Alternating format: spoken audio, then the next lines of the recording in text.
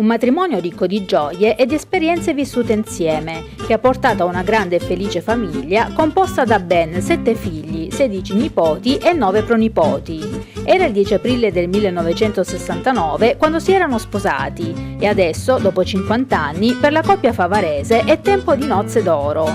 Tanti auguri ai signori Antonino Mulè, 67 anni, e Rosalia Crescenzo, 65 anni, per il loro 50° anniversario di matrimonio. Erano vicini di casa quando si sono conosciuti.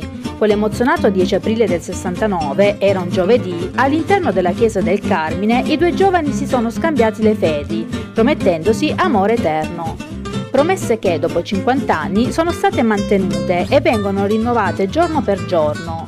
Il signor Mulè ha lavorato come collaboratore scolastico presso la scuola Palmoliva e come custode del palazzetto dello sport di Favara. In tutti questi anni i coniugi Mulè e Crescenzo hanno condiviso tutto con amore. Festeggeranno le nozze d'oro quest'estate, quando i figli scenderanno dalla Germania e tutta la famiglia sarà riunita per gioire di questo importante traguardo. Che belli esempi questi! Dimostrano come l'amore, quello vero, non invecchia e unisce per tutta la vita. Alla coppia vanno i migliori auguri di amici, cari, parenti e familiari. A questi si aggiungono anche quelli di Sicilia TV.